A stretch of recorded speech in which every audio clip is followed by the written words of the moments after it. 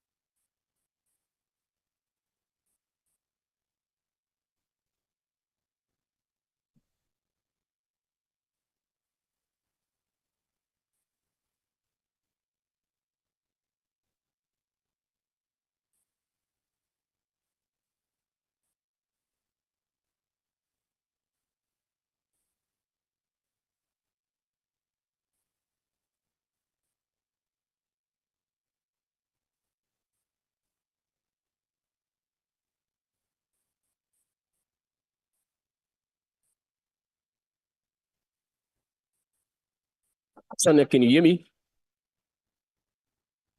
Loud and clear, Mario.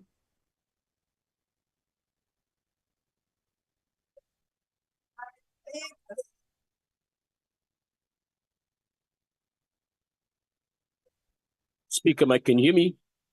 Audible.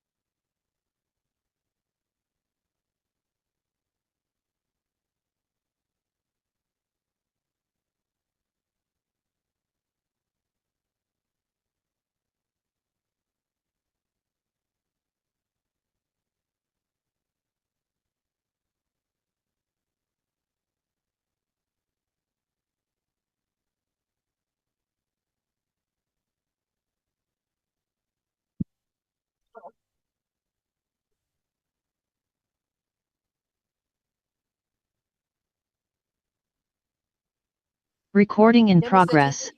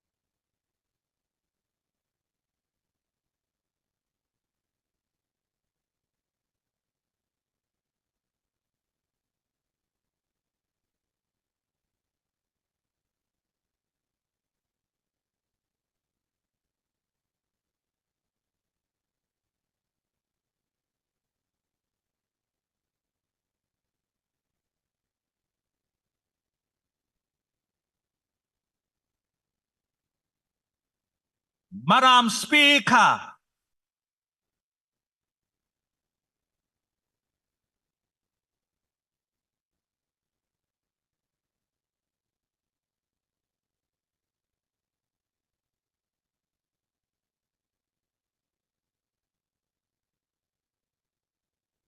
May we now have a moment of silent prayer and meditation.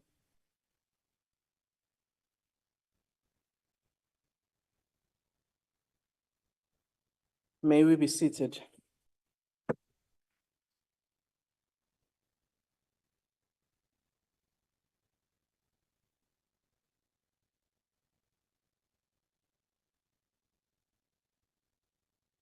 Order, honorable members. Ma'am Kaula, today I'm sure you'll be happy that I'm wearing something that looks like the NA table, which can't be confused as colors of any other party. Thank you very much, honorable members. The only That's Orlando item, Pirates, Madam Speaker. the only item on today's order paper is questions addressed to the Deputy President. There are 4 supplementary questions on each question. Parties have given an indication of which questions their members wish to pose a supplementary question on. Adequate notice was given to parties for this purpose. The members who will pose supplementary questions will be recognized by the presiding officer. In allocating opportunities for supplementary questions, the principle of fairness, among others, have been applied.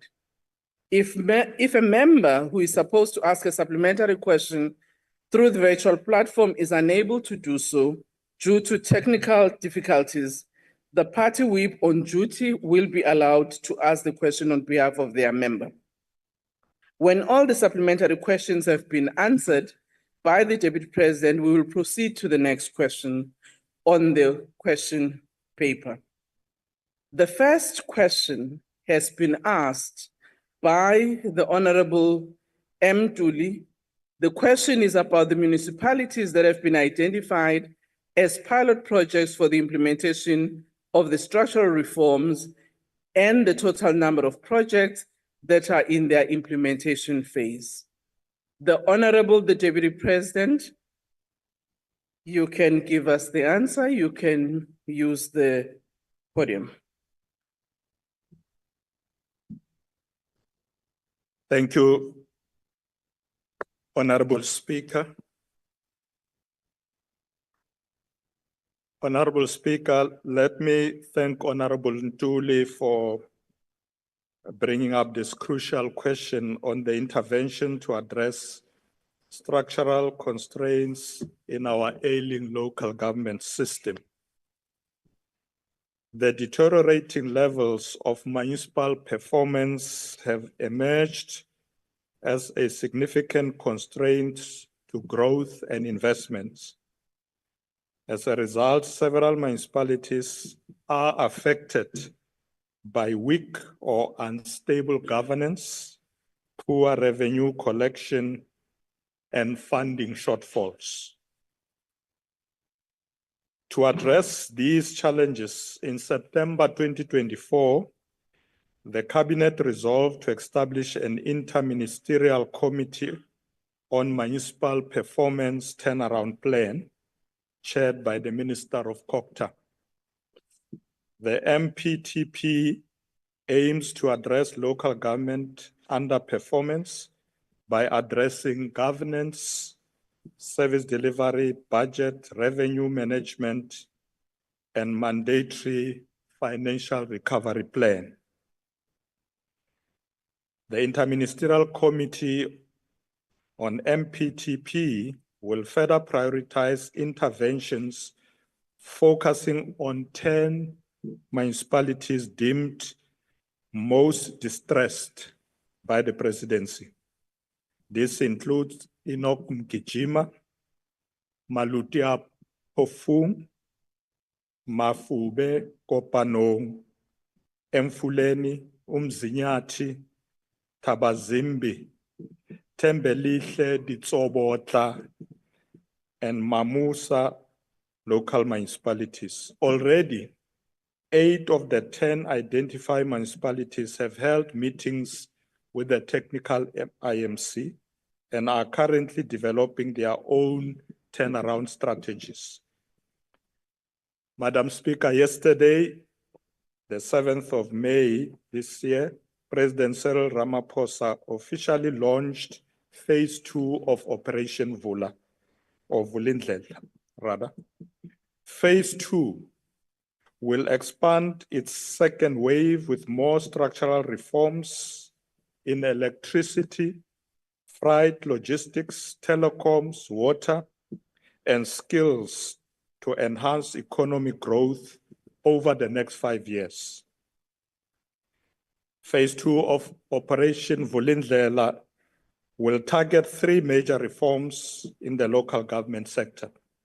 2 of these, the review of the 1998 White Paper on local government and the review of local government funding model, aim to fix deep-rooted problems in the sector and will apply to all municipalities. To this effect, COGTA has published a discussion document on the 10th of April this year, aiming to initiate public debate on a revised white paper on local government, expected to be published on March 2026 after publication. With regard to the review of local government funding framework, National Treasury has completed a review of local government conditional grants, and this process will be implemented in various stages.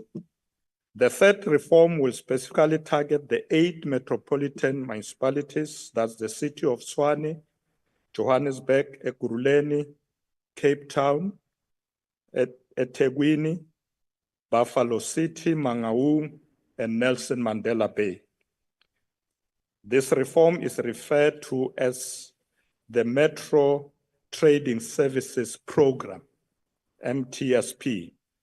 The program will incentivize and support a turnaround in the financial, technical, and corporate performance of these trading services through institutional reform and increased investment for improved service outcomes. The implementation of the MTSP will be effective from the 1st of July this year.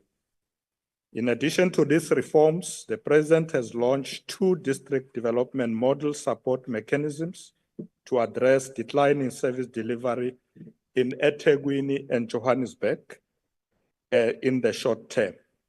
These mechanisms are known as the Presidential eThekwini Working Group and the Presidential Johannesburg Working Group.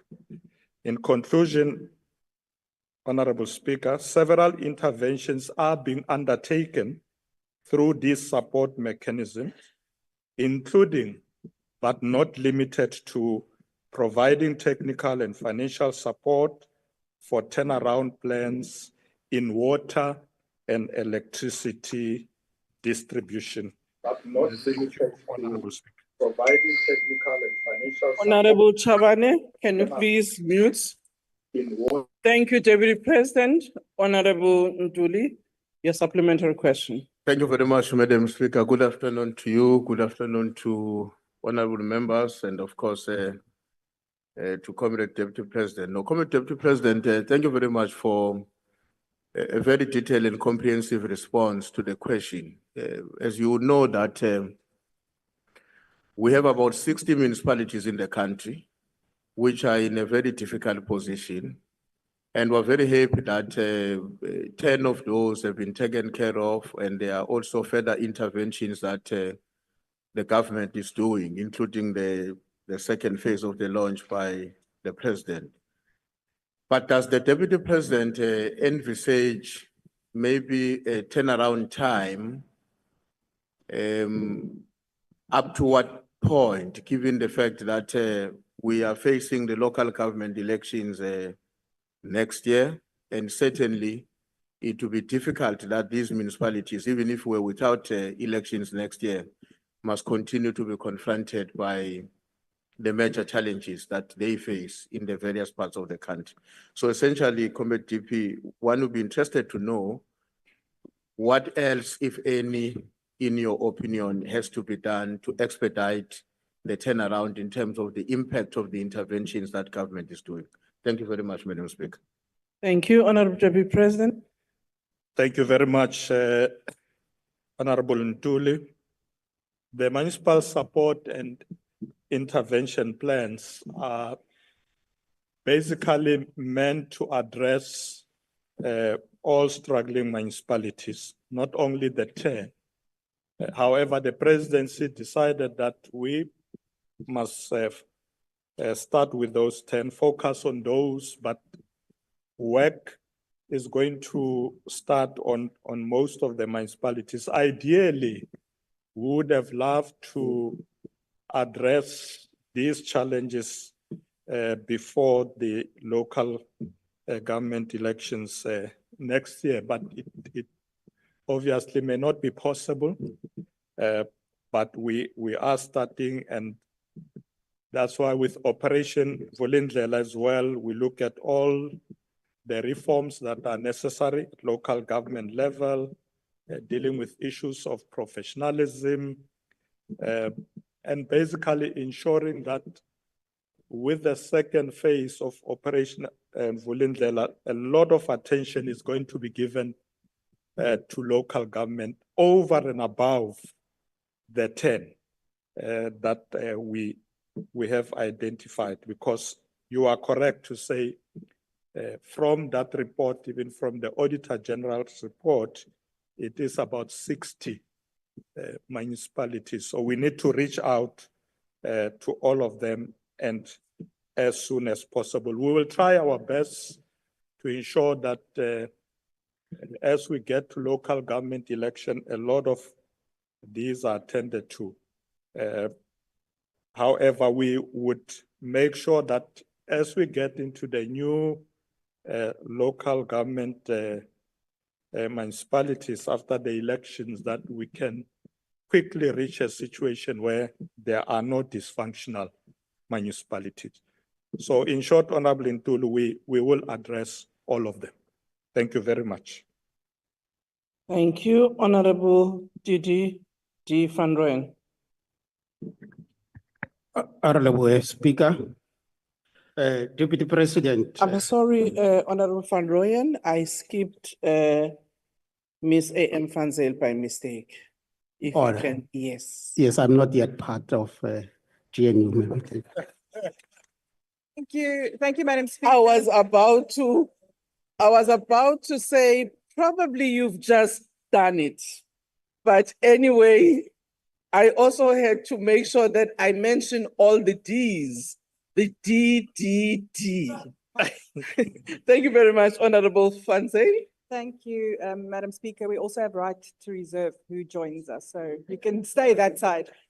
Given that nearly 90% of ANC-run municipalities, including those that you've mentioned earlier, Deputy Speaker, receive audit disclaimers or adverse opinions, and many fail to deliver even the most basic services, what specific consequence management mechanisms are in place to ensure that municipal officials, especially those in pilot municipalities under Operation Vulindlela, face accountability for persistent mismanagement, and what role will national government play in enforcing compliance where political will is absent? Thank you. Thank you, Honorable Deputy President. Thank you very much, Honorable Speaker. Honorable Van Zyl, obviously our intervention will ensure that there are consequences where things are not changing. As I indicated that for instance, the presidential working group is a very active group that goes to the municipalities, work with them, deal with the issues there, because our long-term objectives is to ensure what we can come up around with this turnaround strategy to ensure that municipalities work efficiently. And where we can see that there are councillors, whether they are mayors or MMCs who are not performing up to standard, there will be consequences, but also with the officials themselves. Because in some of the municipalities, it's not the politicians that are creating problems, it is actually the officials of the municipality. So there will definitely be consequences where we can see that people are obviously transgressing. But the important thing is for us to give support to the municipalities to be able to serve our communities. So it's going to be a very targeted intervention that is very real to ensure that there is indeed a turnaround once we get to those municipalities. Thank you very much, Deputy President. Honorable DDD Van Rooyen. Thank you once more, Speaker. Deputy President, Mhlompe Mashatile. Antlantle beng twe ya lona e Operation Vulindlela. E bula tsela difeng.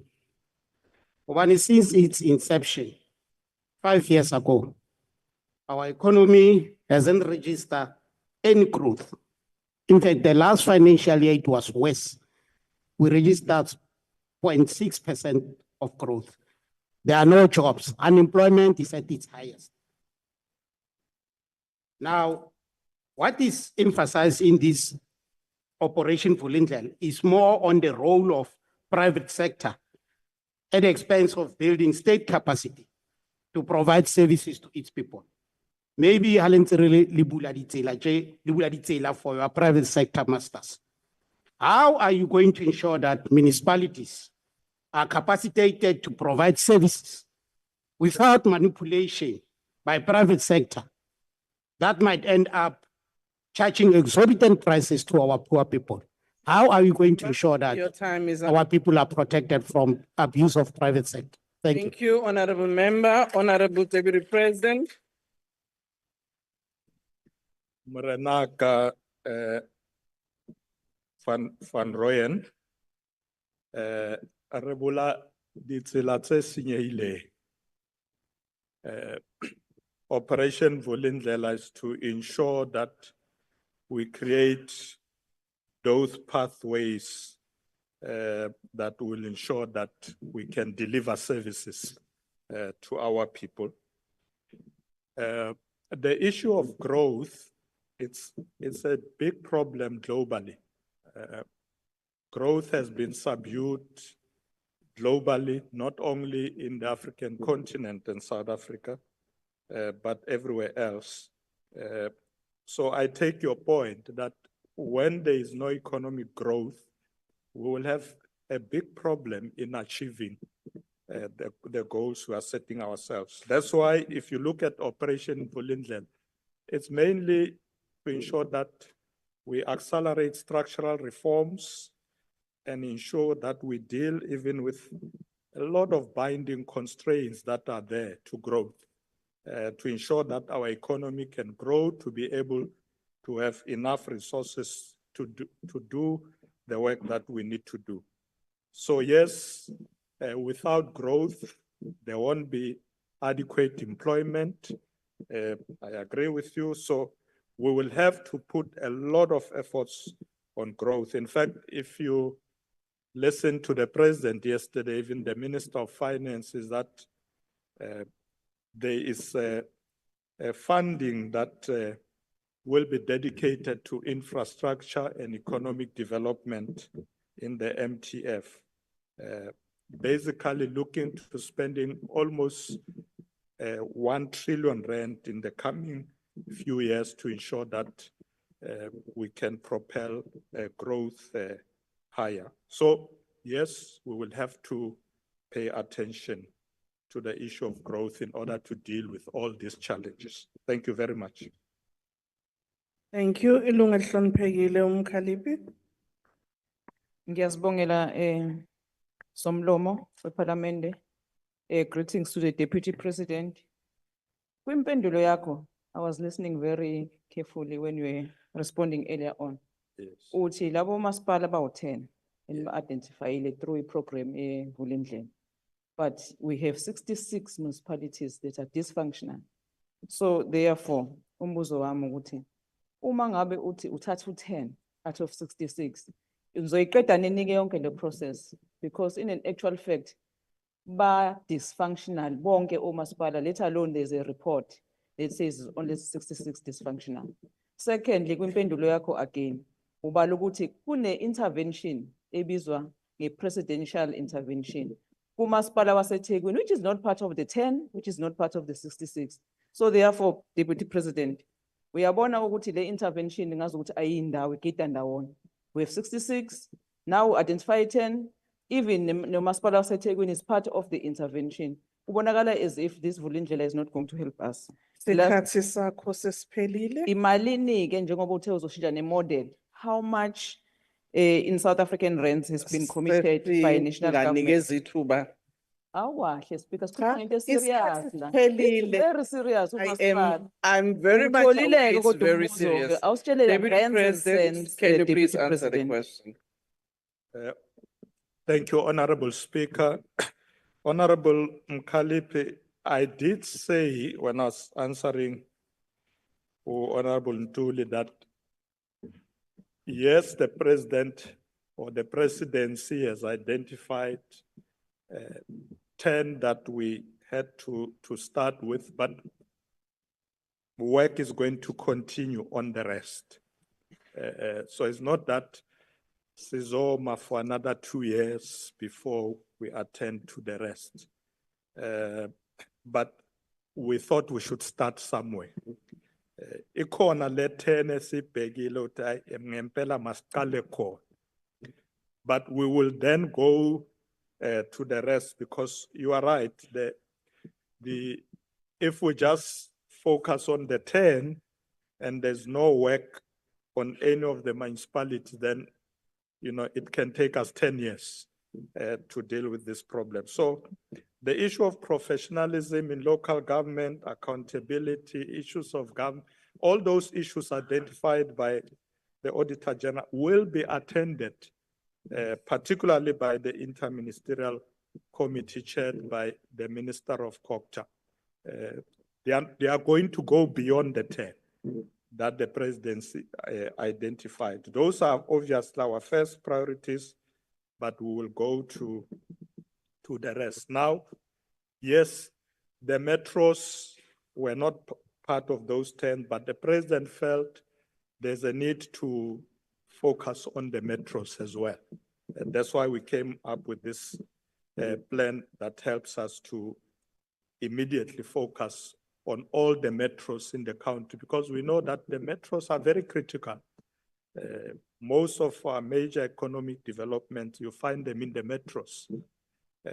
The bulk of our population, you find it in the metros. So we are attending to them. But sizoenza sure ukuthi so attend wonke umasipala, not only the 10.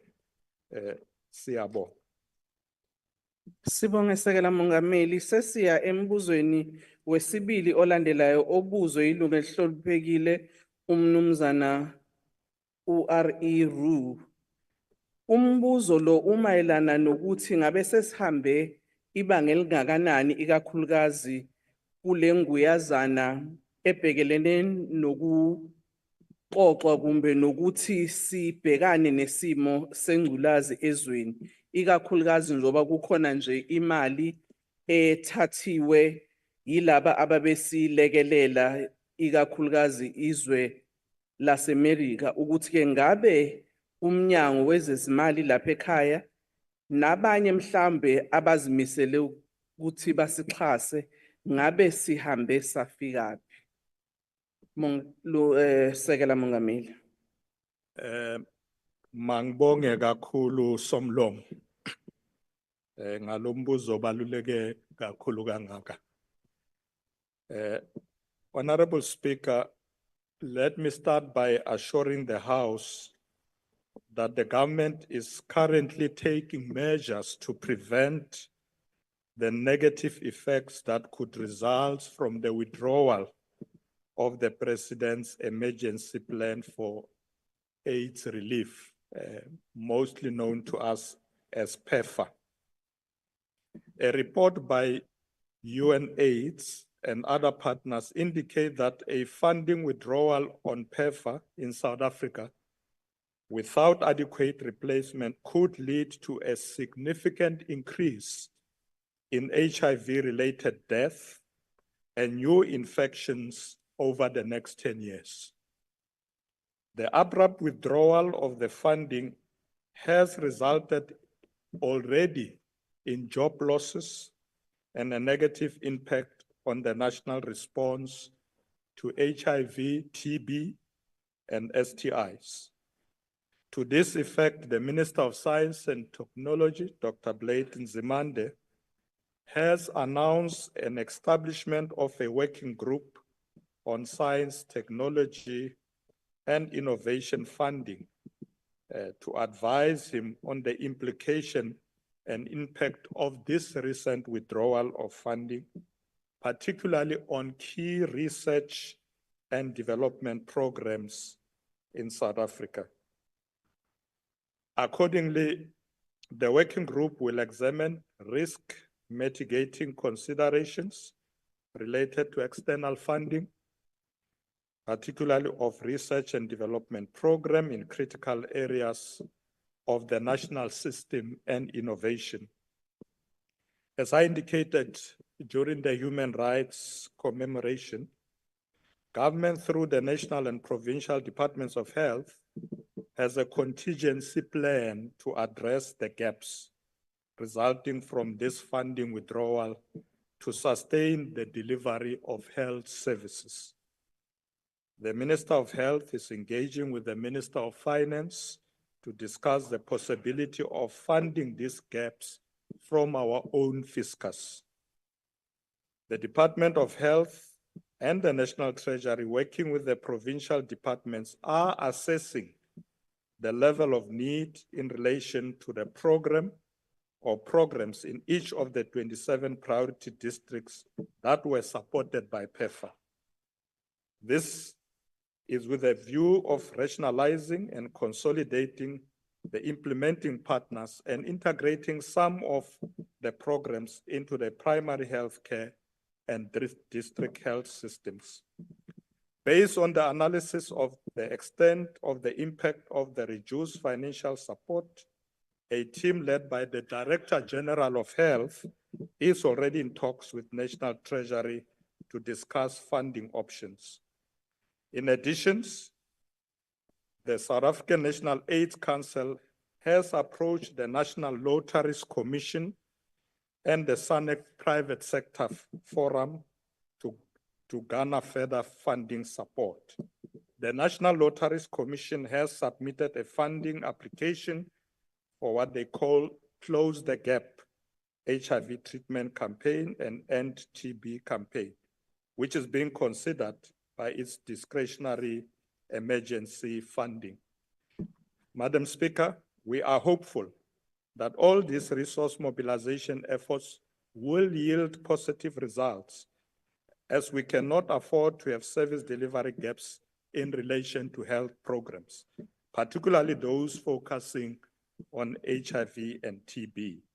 We will continue with our efforts to find sufficient resources to sustain these health programs, including engaging other countries, not only to assist in funding, but also looking at affordable drugs from those countries.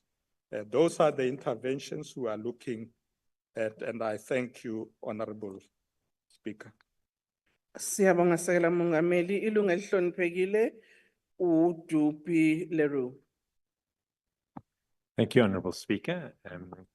Honourable Deputy President, I hope that you understand that there is grave concern by people living with HIV and with civil society organizations that more than 3 months after the funding from PEPFAR through USAID was abruptly stopped, it appears as if there's been no urgency shown by the South African National AIDS Council, which you chair, neither by the National Department of Health, to find funding and to mitigate the damage of these funding cuts.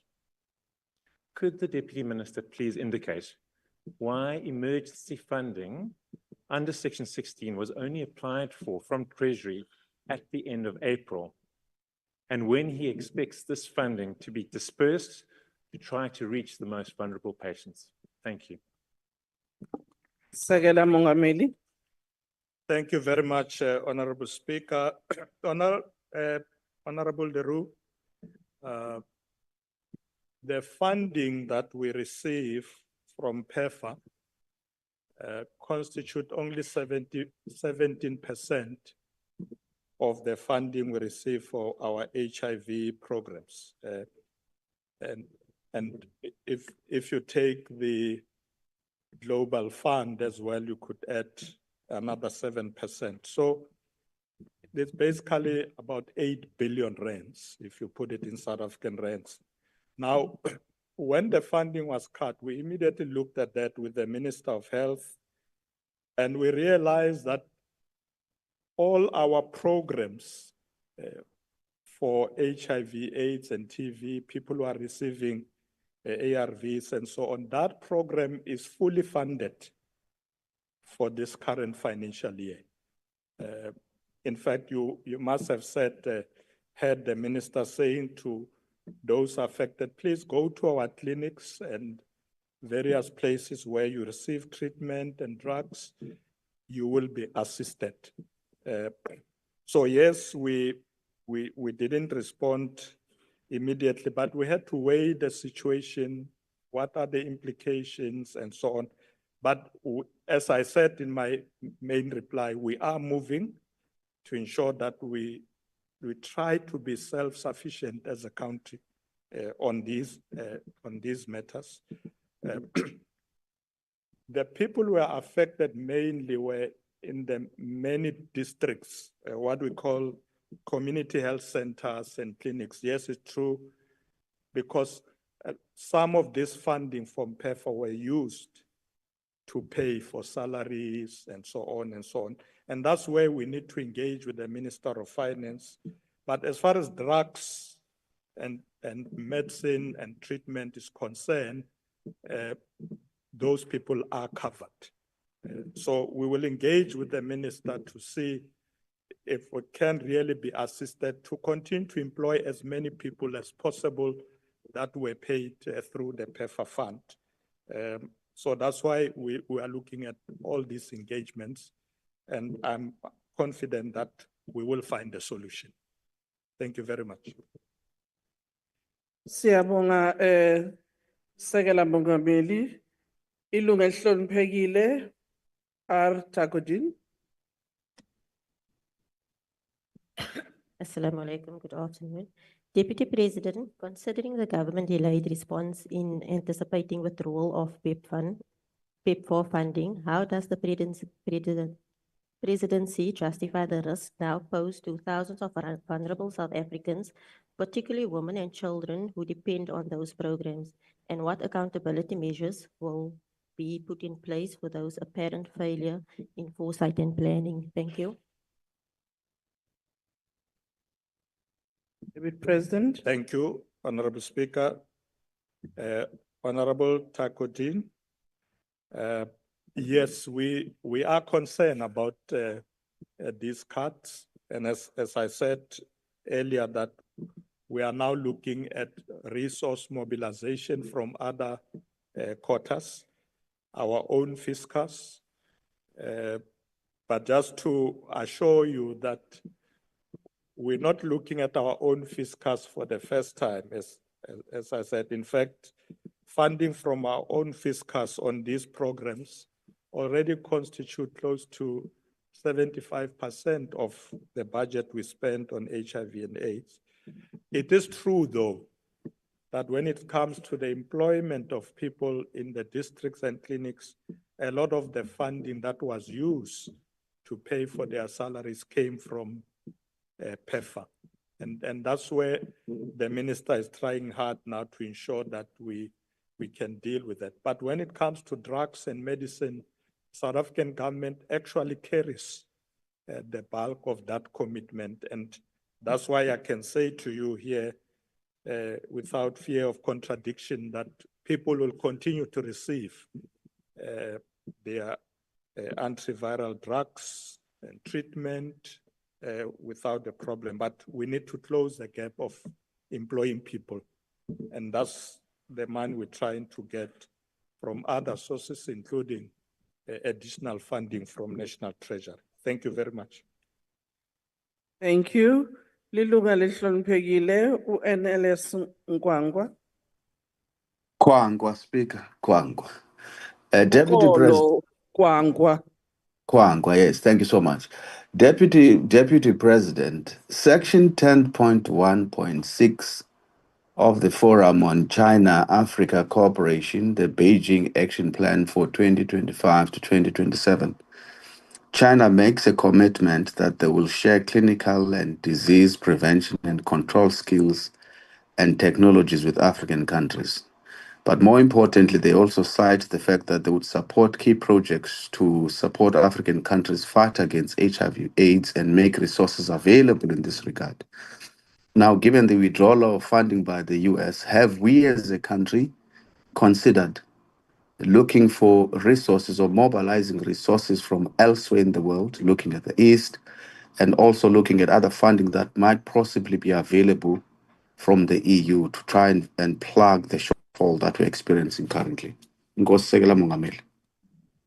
Sekela Mongameli. Thank you very much, Honorable Speaker. Thank you, Honorable Kwankwa. Indeed, that's what we're doing. One of the things I should indicate, though, is that drugs that are manufactured in different countries are different. So it's important that before we can say we're going to get drugs from this or that country, we must ensure that we get the right drugs. But definitely we will engage China. I think the minister has already started. Some of our ministers have been there recently. So we will talk to other countries in Europe, in the East, and see where we can get assistance on particularly affordable drugs. We may not get funding per se from other countries, but if we can buy drugs that are cheaper, we can do so. But also with the research that Minister Dr. Blaine Zimande is dealing with, is to look at whether we can produce some of the drugs ourselves. That's why it's important we must put a lot of efforts on the research so that we don't continue to rely on other countries all the time. Thank you very much, Honorable Kwankwa. Thank you, Honorable Speaker. Siyabonga Sekela Mongameli, ilungu elihloniphekile umfundisi KRJ Mishwe. Thank you, Speaker.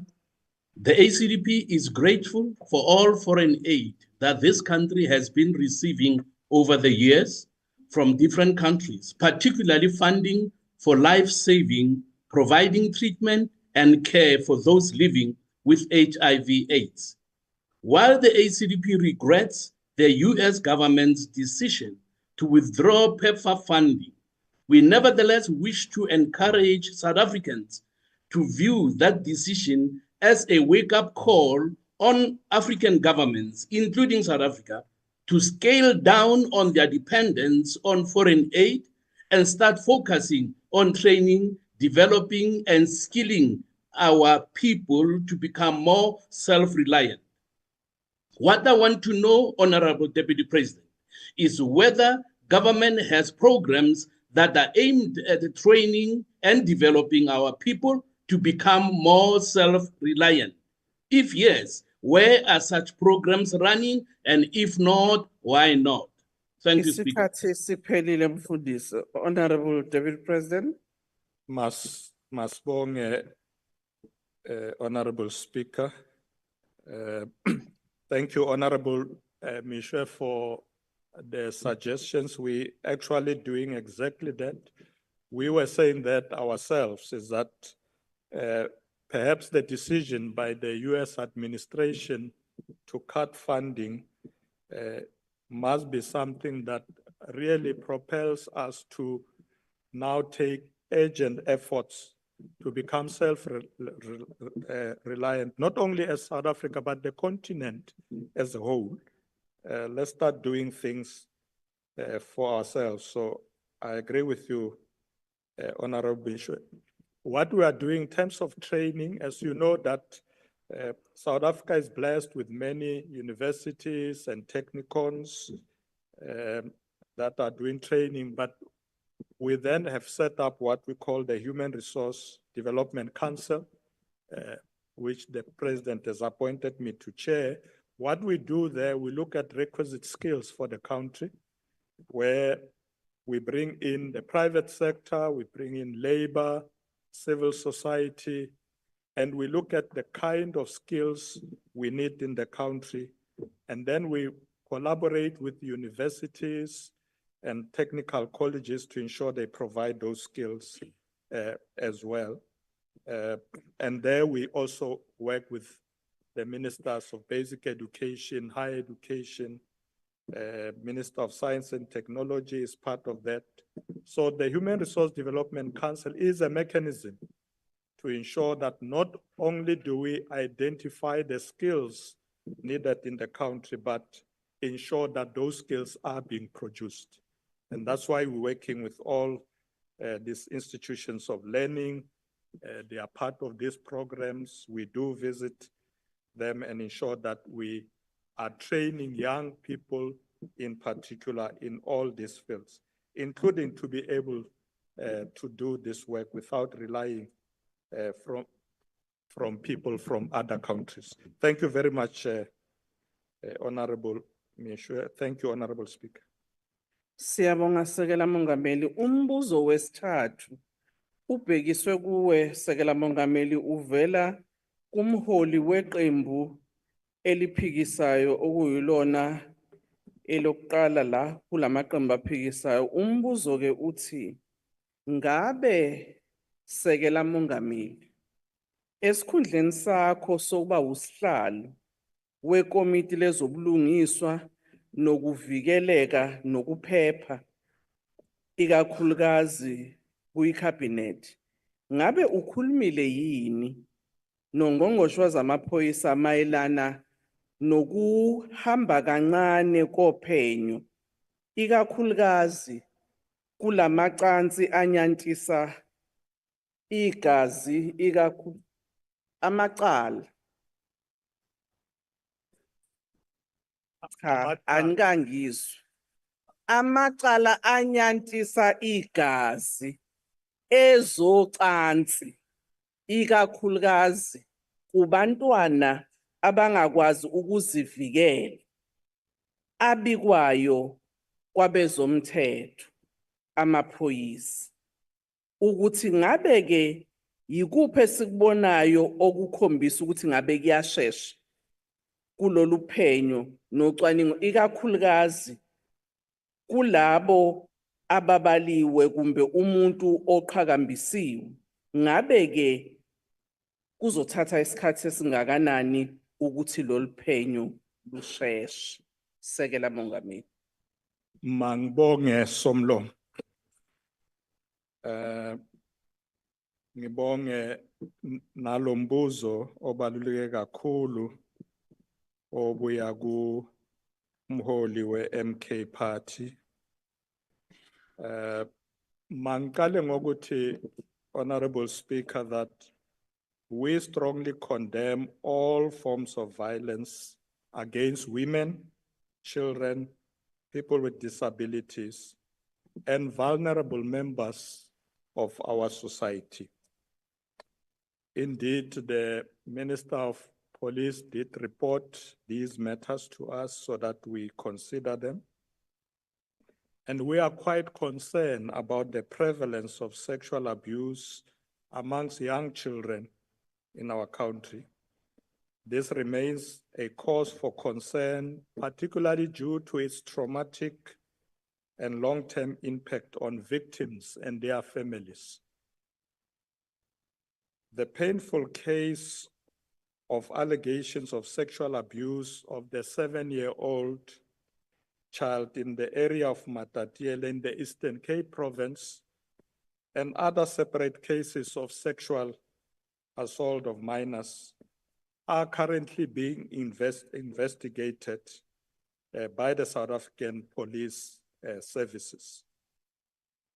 According to the reports that we have received from SAPS, investigations are still underway on this case in particular to collect additional evidence that may lead to the arrest of the perpetrators of this young minor in Matatiele.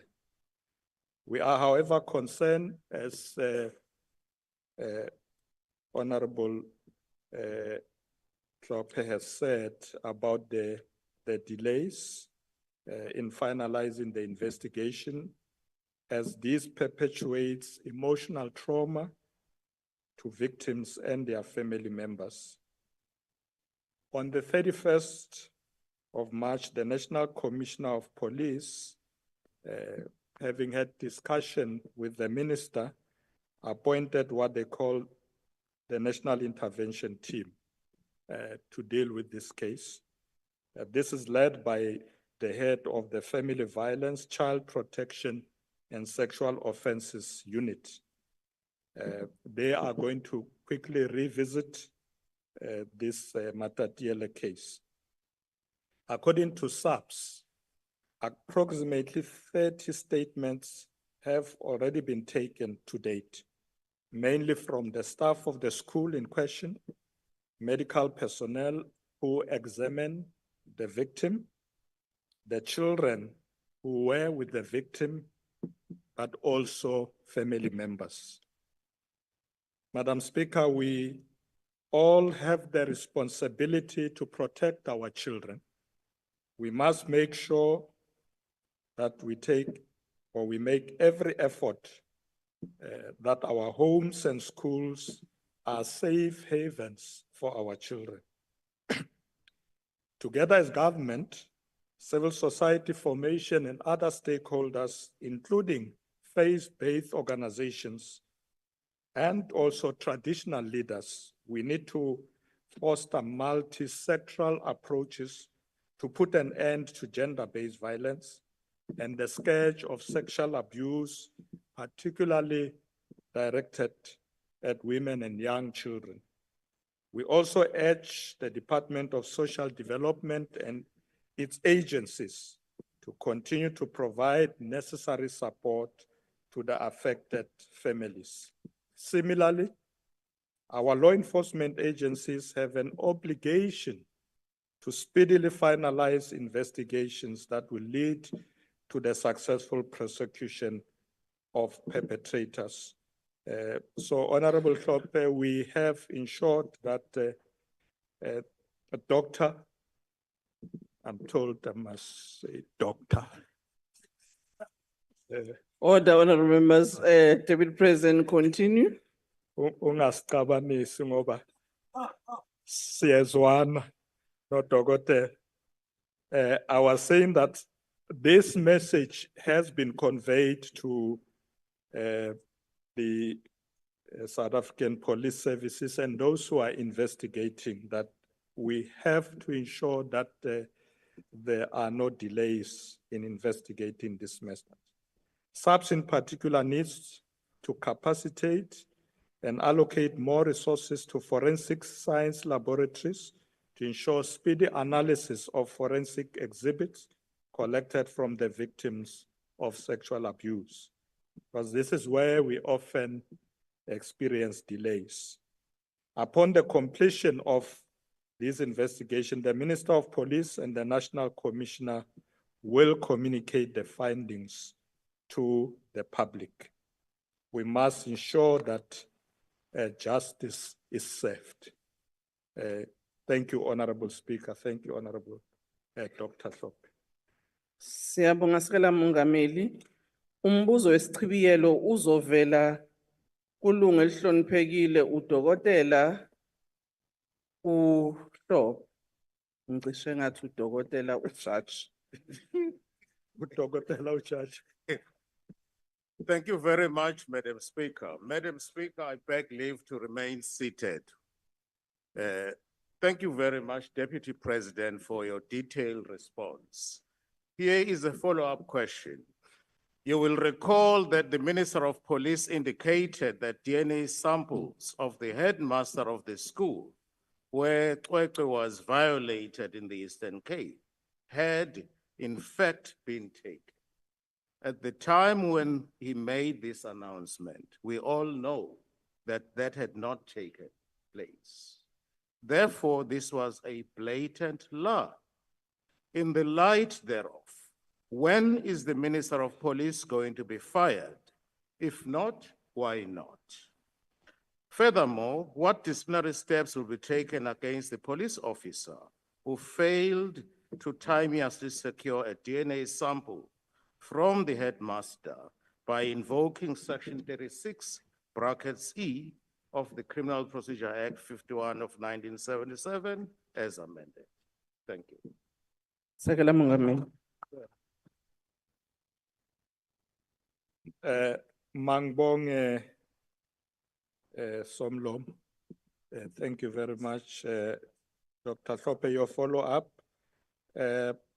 I did say earlier, Togotela, that on the 31st of March, the police commissioner appointed a national intervention team led by the head of the Family Violence, Child Protection and Sexual Offences Unit. Now, this is to ensure that we immediately revisit the case.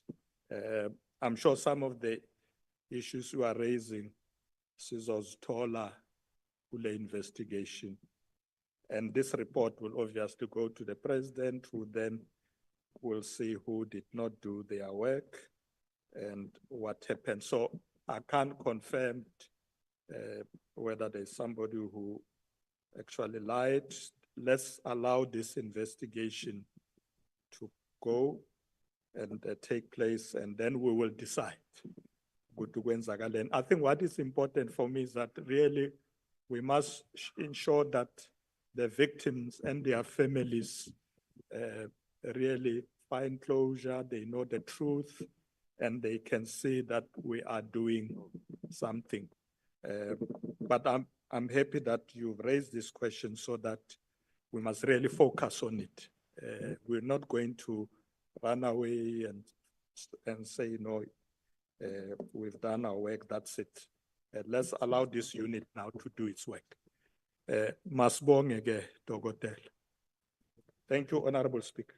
Isichibiyelo sombuzo wesibili sivela kulunga ehloniphekile uWT Plaatjes. Thank you, Honorable Speaker. Honorable Deputy President, we welcome your point on the subsuit, that subsuit capacitate forensic services ensure speedy resolutions to crime in general and sexual offenses in particular. But as you are raising the issue, Deputy President, that I would like to ask you that you assure, in addition of solving the case, that there is a focus on the victim itself in terms of providing necessary support and assessment and rehabilitation, especially that the victim is a minor. So that will be a request, President, that you follow it up and ensure that that happened. I thank you, Speaker. Thank you. Sekela Mongameli. Thank you very much, Honorable Speaker. Honorable Plaatjes. One of the things that we always want the SAPS to do is to ensure victim support. So in addition to the work that they do to fight crime and prevent crime and do investigations, victim support remains very important. Particularly when you deal with minors, it becomes even more important. In some of the police stations, as I speak, we have gender-based violence desks. They also have what they call special rooms where victims of gender-based violence can report their cases and be dealt with in a friendly manner. They call them victim-friendly rooms. So this is a very important part of what the SAPS does in addition to others, because they are able to ensure that there's an environment that offers emotional support and other forms of support to victims. So I agree with you, Honorable Plaatjes, that victim support is critical in these cases, and it is currently being done. Thank you very much, Honorable Speaker. Thank you, Honorable Plaatjes. Siyabonga Sekela Mongameli. Yebo, Lunga elihloniphekile Hlophe. Ayikho lento esho Deputy President. Ugcine nini ukuvakashela ama-police stations? Uh, There's no such things. Honorable member, I note your concern is not a point of order right now. I'm sure you can raise it on another time as part of the concerns that you would like to place in front of the Deputy President on this matter. Nyalo sichibiyelo sesithathu kulo mbuto lesikhuluma ngawo sitakuvela kulunga lelihloniphekile uTKS Lihlaba. Wo akakho kukhona mnumzane trolley blota umbutela lo mbuto. Lunga lelihloniphekile. Thank you, Speaker. I request also to remain seated out of no disrespect. I'm attached to an earpiece. Honorable Deputy President, as Chair of the Justice, Crime Prevention and Security Committee, you would have noted that this question and question 6 deal primarily with the same issues. And you will be repeating your answers, but as you repeat yourself, you should be reinforcing our objection to such cases. Are you not concerned about how slowly the wheels of justice grind in GBV and violent sexual assault cases? The concern is compounded by the fact that they do not grind exceedingly finely enough through these delays for those victims. And the cases that do enjoy public scrutiny also appear to enjoy closer criminal justice scrutiny. Yet even these often end up confounding more than providing appropriate judicial outcomes for the victims, their families, and the public at large. These cases often result in speculation, as in this case, and trial by media and social media, which only further muddies the already filthy water. Honorable member, What are your you going time to is up. do to remedy this despicable malaise? Thank you, Deputy President. Thank you, Honorable Speaker, and thank you, Honorable Trollip. Indeed, this is a matter that preoccupies us in the JCPS. As the chair of JCPS, we have discussed the issue of investigations that get delayed, not only in these cases, but of course, now we are focusing on the gender-based violence cases. I did say earlier that there are instances where the SAPS itself has talked about problems of capacity. I did refer to the issue of the laboratories. So we are doing everything to ensure that we can speed up these cases. So it's not like we are disinterested. In fact, it occupies our work to ensure that let's ensure speedy investigation, speedy resolution of cases, so that justice must seem to be done. Because the more we delay, as you say, people lose hope and they think that the justice system is not serving them. So we are attending to that, Honorable Speaker. Thank you very much, Honorable Trolley, for the question. Is that a point of order, Honorable Member?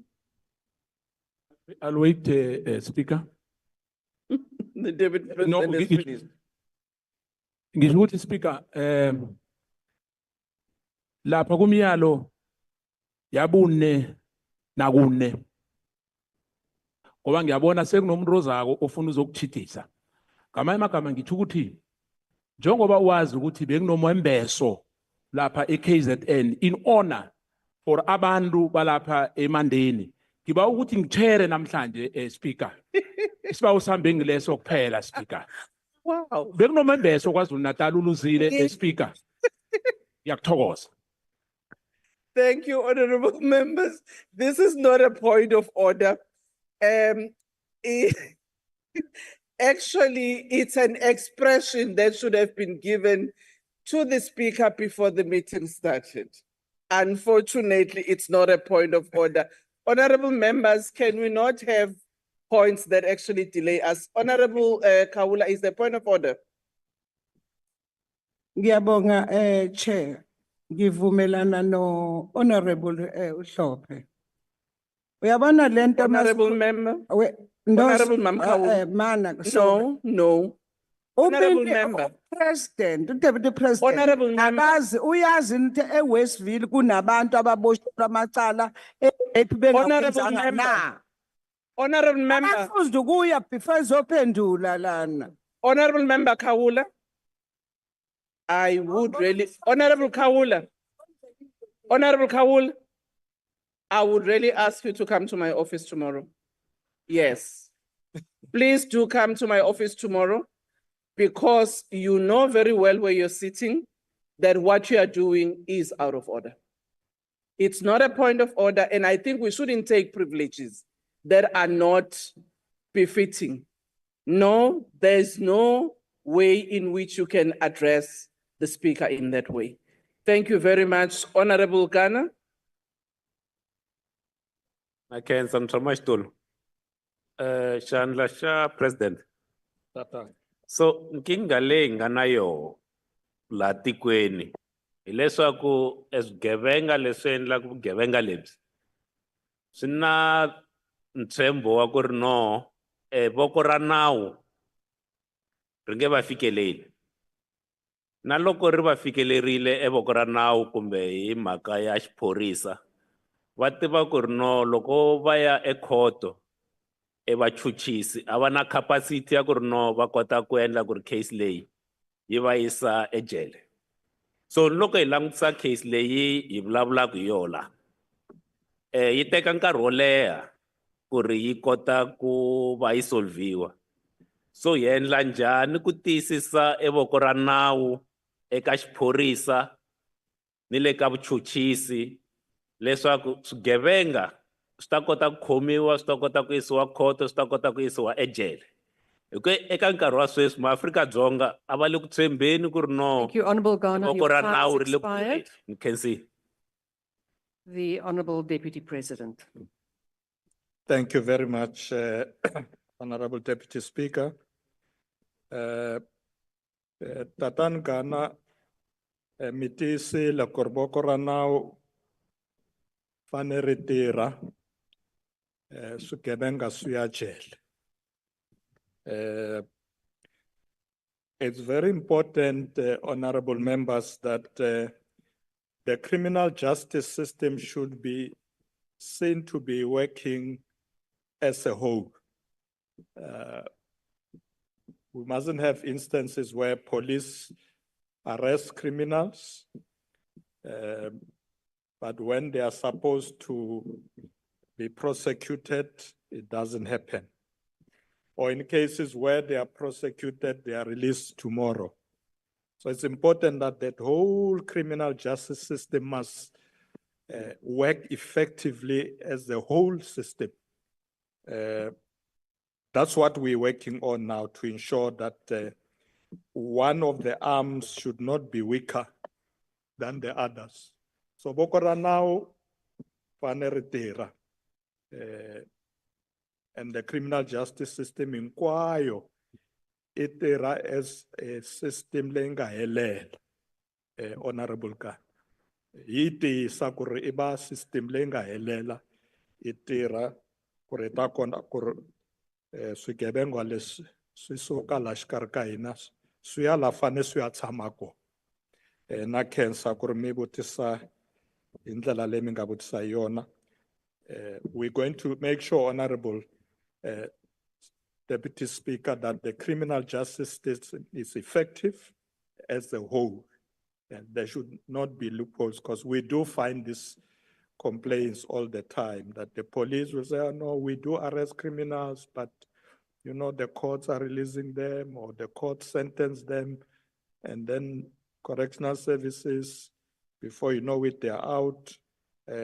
So we need to make sure it's effective as a whole system. Thank you very much.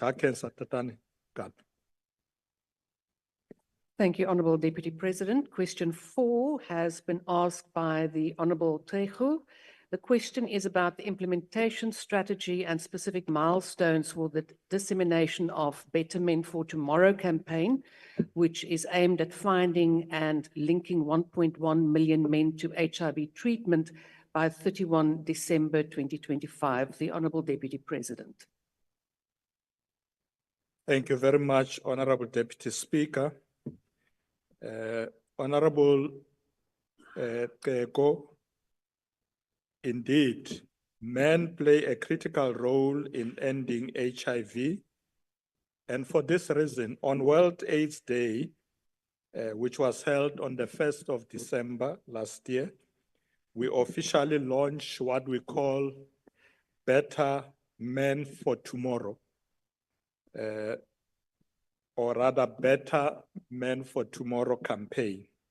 And this we did in collaboration with SANAC Men's Forum sector and various other men's formations. The campaign, Honorable Deputy Speaker, received backing and support during a joint session of the 4th National Men's Parliament held here in Cape Town on the 7th of December last year. The Better Men for Tomorrow campaign will strategically establish a coherent network of change agents committed to improving men's health across South Africa, with a target of reaching 1 million people through a comprehensive advocacy, communication, and social mobilization initiatives.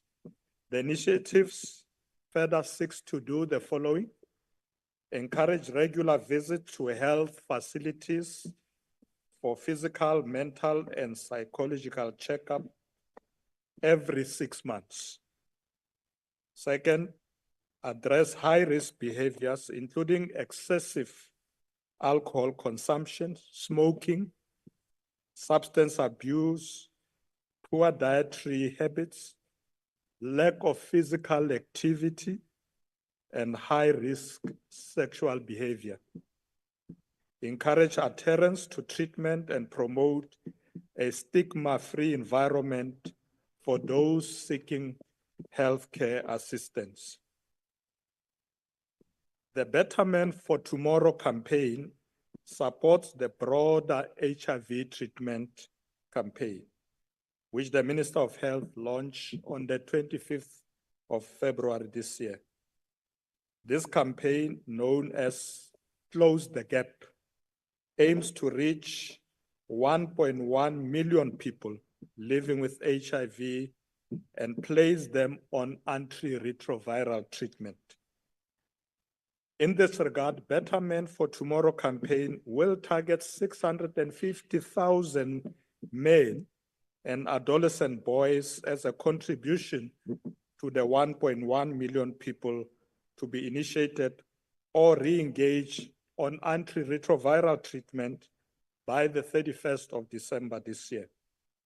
The men's sector will leverage its strength in awareness raising and advocacy, collaborating with experienced practitioners in clinical healthcare and related services to enhance capacity and efficacy in these efforts.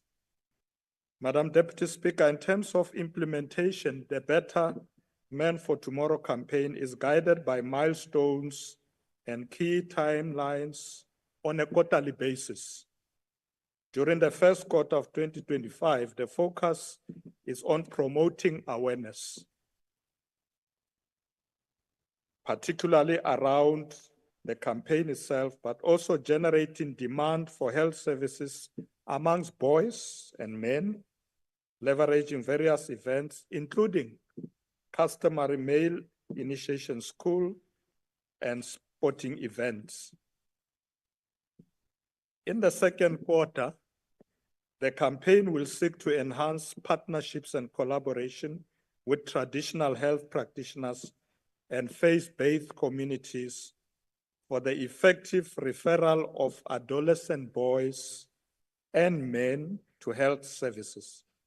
District and provincial men's parliaments will also be used as platforms for this purpose. In the following quarters, the men's movement will document success stories across the country in supporting the sustainability of the campaign activities. These activities of the Betterment for Tomorrow campaign will move beyond dialogue to action, encouraging disengaged men to return to health facilities, adhere to treatment, and support a long-term culture of health-seeking behavior among men and boys. In conclusion, we urge all of you, honorable members, to support this and related campaign to achieve better health outcomes for all our people as we strive to achieve the UN AIDS targets of 95, 95, 95. I thank you, Honorable Speaker, and thank you to Honorable Teko. The first supplementary question will be asked by the Honorable Teko. Enkosi Sekela Somlomo, obekekileyo. Ndiyabulisa kumalungu endlu somthetho. Sekela Mongameli welizwe loMzantsi Afrika.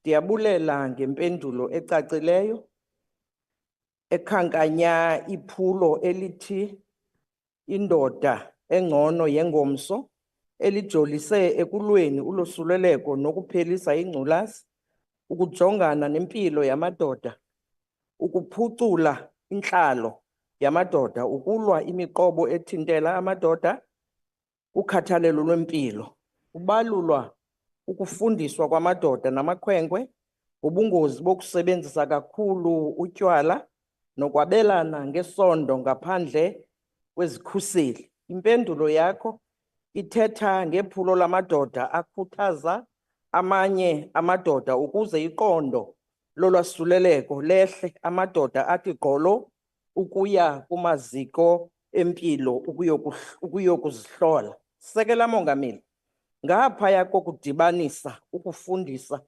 nokukhuthaza amadoda eli lizwe ngobungozi bokungakhathaleli unyango lwengculazi, zeziphi iindlela nobuchwepheshe bala maxesha namaqonga anika umdla anokusetyenziswa khona ukuze kube lula ukulandelela abo bathi baphume kwinkqubo yonyango lwale ntsholongwane kagawulayo? Iinkqubo zala maxesha zingenza ukuba ilizwe loMzantsi Afrika lufikelele kwimigomo yehlabathi ngokwezempilo elingu-95, 95, 95.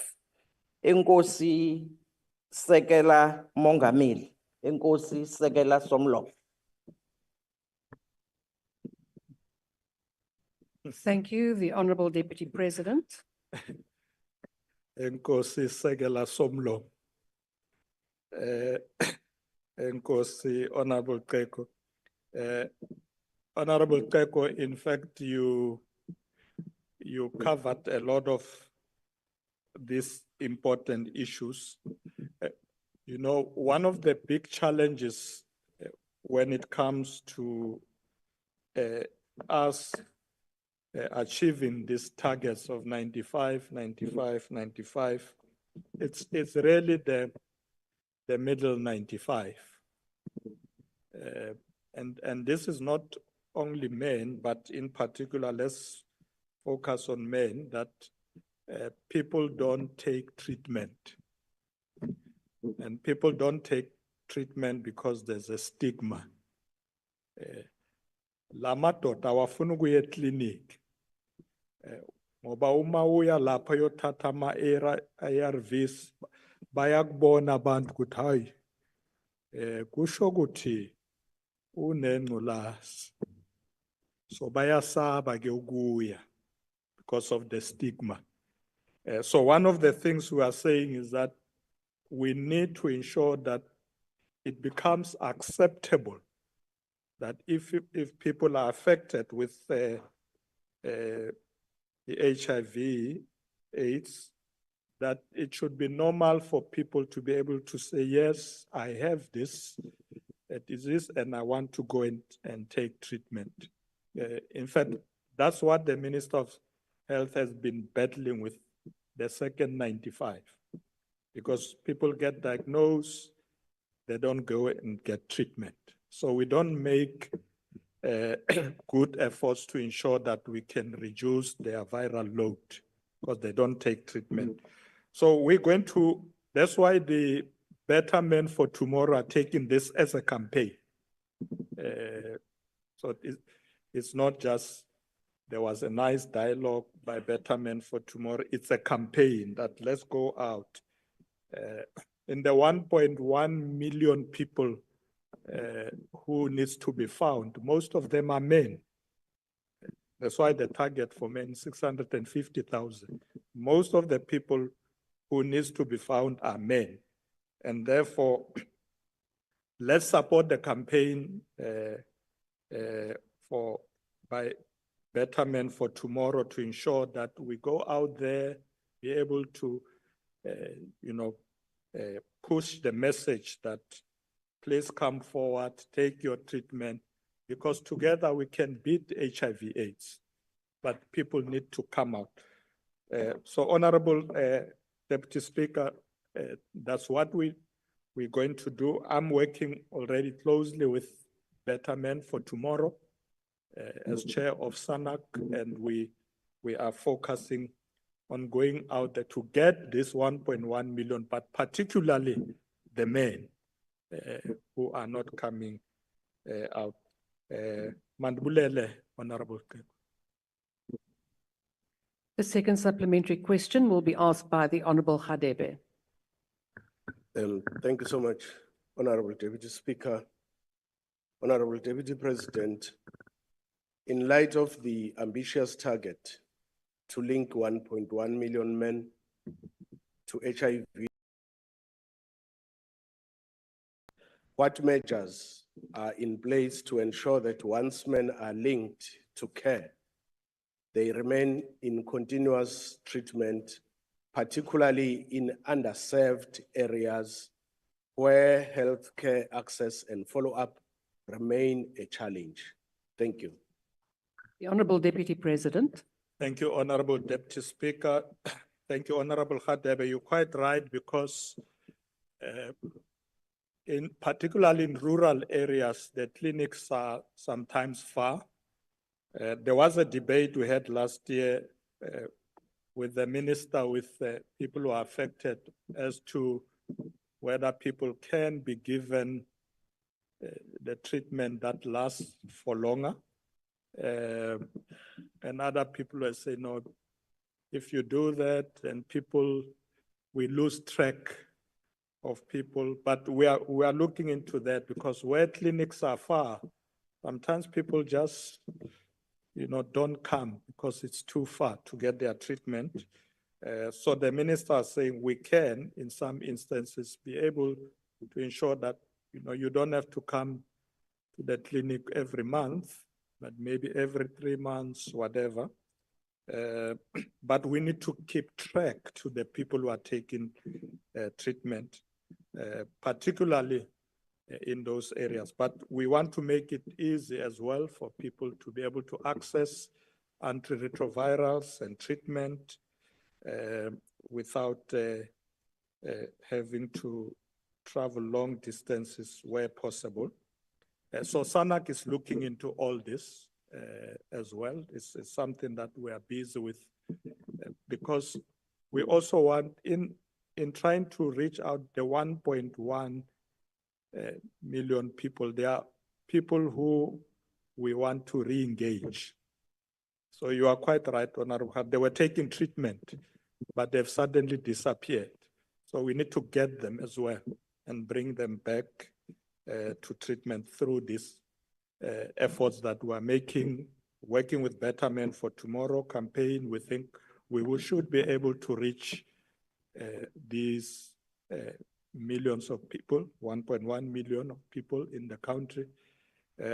It's a big target we're trying to reach by end of this December this year. We're going to try everything to try and reach out to all these people. Thank you very much, Deputy Speaker. The third supplementary question will be asked by the Honorable Sali. Thank you, Honorable Deputy Speaker. Honorable Deputy President, in December 2024 at the Men's Parliament, hosted by yourself, you listened attentively to the valuable input presented by participants. How do you envisage what role a boy child can play in ending HIV and supporting the Better Men for Tomorrow campaign? Thank you. The Honorable Deputy President. Thank you very much, Honorable Deputy Speaker. Thank you, Honorable Sali. The boy child, I think one of the things we should do is really to ensure that in our schools, we have or we take efforts to ensure that they get conscientized and get to understand HIV/AIDS, how to prevent it, if you have it, what you need to do, but also in our homes.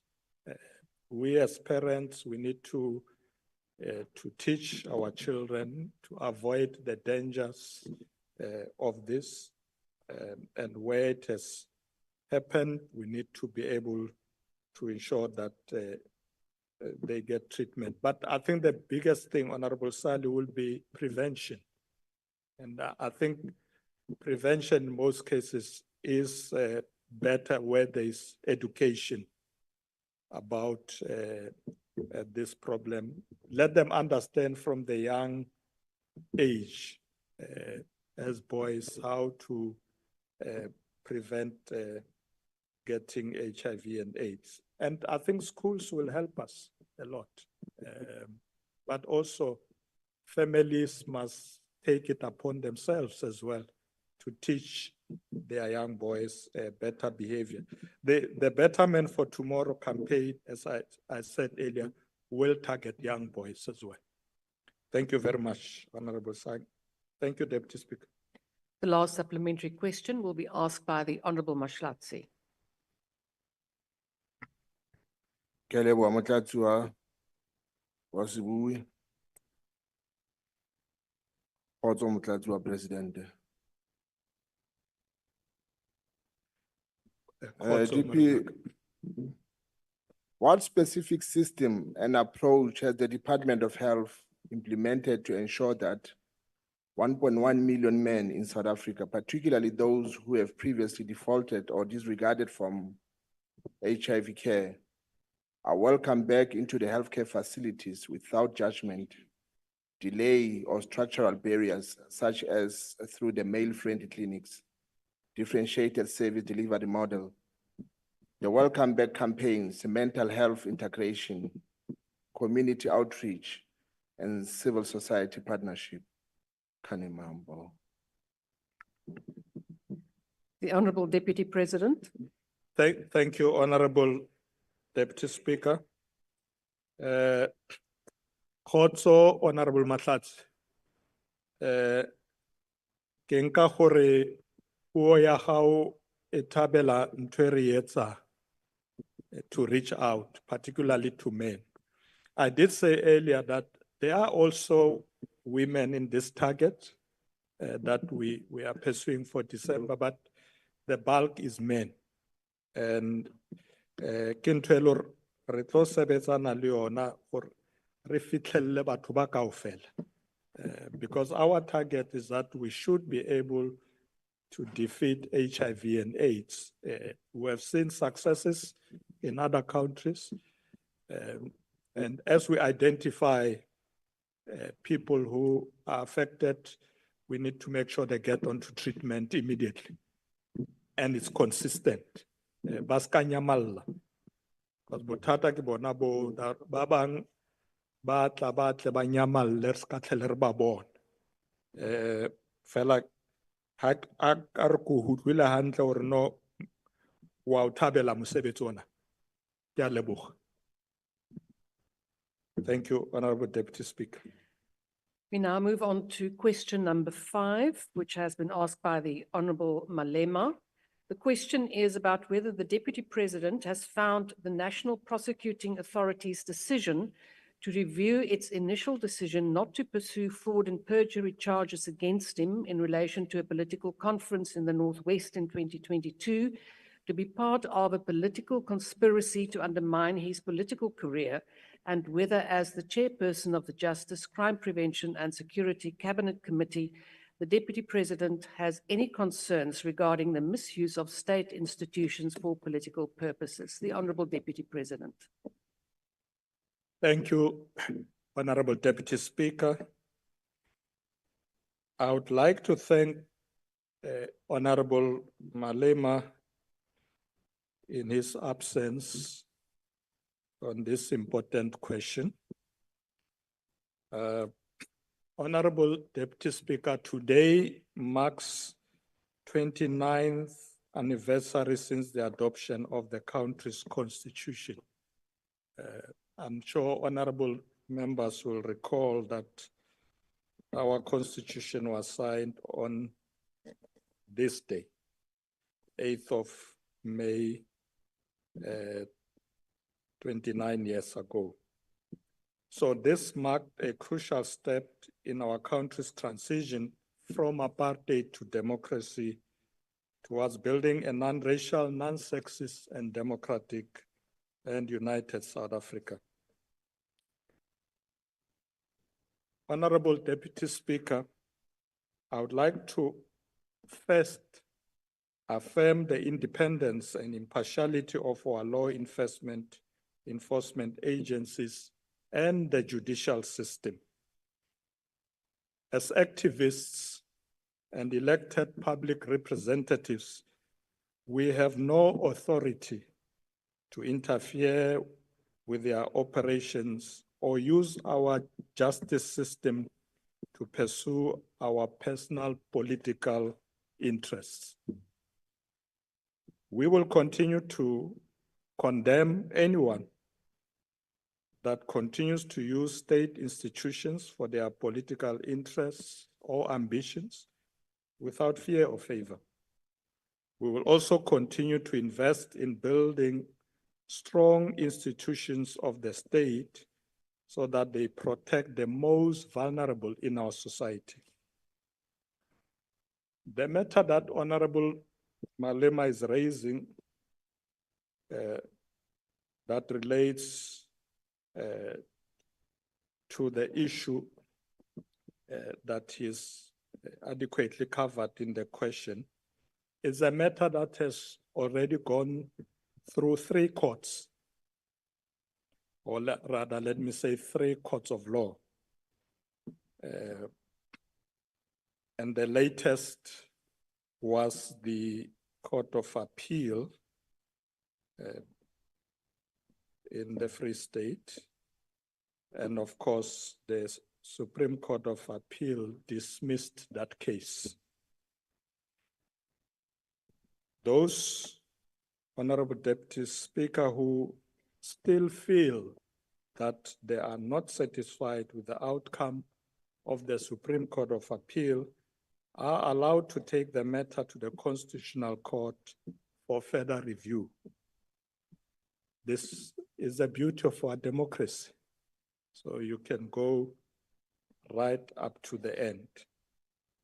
Madam Deputy Speaker, beside being the chairperson of the Justice, Crime Prevention and Security Cabinet Committee, I hold great concerns about any attempt at misuse of state institutions for political purposes. Political interference in the justice system not only undermines our democracy, it erodes public trust, fosters corruption, and may lead to instability. In this regard, the misuse of state institutions for political interests is currently being addressed through the implementation of some of the recommendations of the State Capture Commission, known by many as the Zondo Commission, some of which have already been adopted by this Parliament through the passing of relevant legislation. So, in conclusion, Honorable Deputy Speaker, I'm satisfied that these matters, no matter the motives of people, state institutions must act at all times without fear or favor in dealing with anyone in the Republic, not only myself, but all citizens must feel in this country that they are protected by the law and the Constitution. I thank you, Honorable Deputy Speaker. Thank you for the question, Honorable Malema. The first supplementary question will be asked by the Honorable Malema. Thank you, Deputy Speaker, and my apologies to the Deputy President. I was meant to be in London, but imperialism refused me entry. So hence, I'm not physically there, but I joined online because I understood we're dealing with important issues. Should we be worried that as you go closer to your conference or to the conference of your party, we'll see more abuse of state resources to settle political scores? Because there's been a lot of attempt on your name, even on matters that people can't link directly to you. And anybody who's watching from a distance and who has been a player or an observer in politics will know that once you see this kind of conduct, someone is being pursued to settle political differences or to settle contestation even before it arises. And what will that do to our own democracy? Because once state institutions are used to settle political scores or personal scores, it will undermine the integrity and the standing of our Constitution. Are you not worried that there are signs of abuse of state power as you go closer to our party conference? Thank you. The Honorable Deputy President. Thank you, Honorable Deputy Speaker, and thank you to Honorable Malema. As the Deputy President of the Republic, I'll always be concerned if there are signs that there are politicians or public representatives that try to use state institutions for their personal interests, no matter what party. Of course, Honorable Malema wants to know because the ANC is going to a conference in 2027. Are we going to see more problems? The leadership of the ANC, as far as I know, would all be concerned if there was to be such an eventuality. And we will make sure that indeed we must respect the laws. You know, South Africans have rights, irrespective of what political parties they belong to. I know that in this country, people have the rights to participate freely in elections of whatever sorts, in whatever party, without fear that someone will use state institutions against them. So I want to say, Honorable Malema, that we will guard against that. We will guard against that, that it doesn't happen. So my advice to those who are going to conferences from any party, go and contest at the conference. Don't want somebody else to do some work for you. Go there and convince the delegates that you are a suitable candidate to be elected. So as at the party that I represent, I can't speak too much for them in this platform. I'll just say that we will guard against any abuse of state institutions for party political interests. Abantu bakhethwa ama-branch amandla asemasebe. Amandla asemasebe. Thank you, Honorable. Thank you, Deputy Speaker, and thank you, Honorable Malema, for the questions. Amandla asemasebe. The second supplementary question will be asked by the Honorable Chotetsi. A ke simolle ka go leboga motlatsa Musa kgotla wa rona wa kokoanopeo molao ya bosetšhaba. Deputy President, given the fact that those who are representing the ANC in government are expected to uphold the highest form of integrity, honesty, and the rest of the ANC value system, what steps has the Deputy President taken to ensure that it clears its name from the cloud of perjury, as it would have been articulated earlier on? Thank you. The Honorable Deputy President. Thank you very much, Honorable Speaker. Thank you, Honorable Tsotetsi. When there were allegations against me in various newspapers of all sorts, I did appear before the Integrity Commission of the ANC to brief them about the truth. They didn't call me. I went to them and said, there are all these things in the newspapers. I want to brief you about the truth. And they gave me time. I think I spent 5 hours with them. But I was also contacted by the Integrity Commission of Parliament. And I replied to them about the truth. Now, those of you honorable members who might have heard about the case of perjury, which was dismissed by the Supreme Court of Appeal, it's a case that somebody was trying to open against me in Northwest, purporting to be a member of the ANC in some of the branches of the ANC. And this person, of course, was upset that when they tried to overthrow the Conference of the Northwest, they lost the case. I was the acting Secretary General at the time. So I had to depose an affidavit on behalf of the NEC. They lost the case. They then lost the case now recently in the Supreme Court of Appeal that was heard by 5 judges. So this case has been dismissed.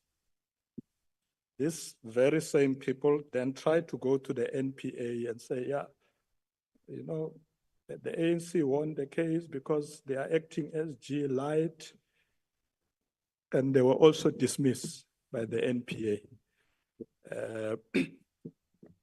So I'm sure if they want to pursue it, they will go somewhere else. I don't know where. But because there was no such a thing.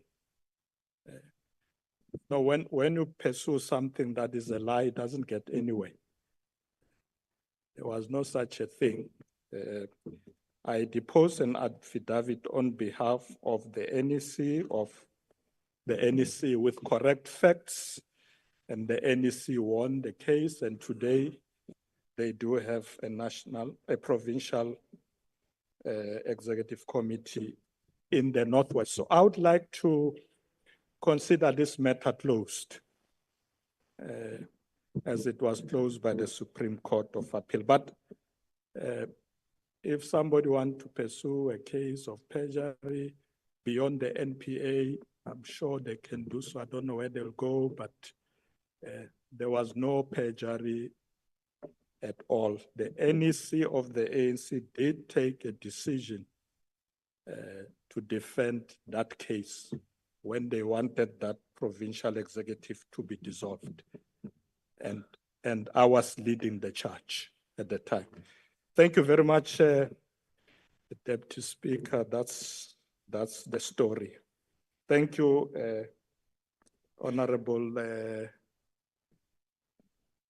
Tsotetsi. The third supplementary question will be asked by the Honorable Breitenbach. you, Honourable Deputy Speaker. Good afternoon, Honourable Deputy President. Would you agree that the only way to give effect to the constitutional requirement that the National Prosecuting Authority be allowed to perform its duties and functions without fear, favour or prejudice, specifically when it comes to decisions involving people who hold political power, would be to ensure through legislative amendments that the NPA is structurally independent, a constitutional amendment establishing a truly independent process to select and appoint the National Director of Public Prosecutions, and to remove the NPA from the budgetary control of the Department of Justice, and most importantly, establishing a truly independent anti-corruption entity. Would you agree, sir, that this is the only way in which we can ensure that the NPA does not feel and react to political pressure when it makes decisions involving politicians? Thank you. The Honourable Deputy President. Thank you, Honourable Deputy Speaker and Honourable Breitenbach. As far as I know, the NPA operates freely without fear of any prejudice. I haven't had complaint from them that they are under pressure from someone, because they have a space to operate and make their decisions away from the politicians. If they were to be influenced by the politicians, it will mean they are allowing it themselves, not the law. In terms of the law, they must make their decisions without fear or favor, independently, and operate as they've always done. So I'm not sure what they are scared of, but I haven't heard them saying, we need another institutions where we can be completely independent. They are independent from the executive. The cases that they decide on, they don't wait for the cabinet to say, can we prosecute so and so or so and so? No. They do it themselves. So I'm happy with the current situation. Should Parliament decide that something needs to be done to further strengthen them, that's a different story.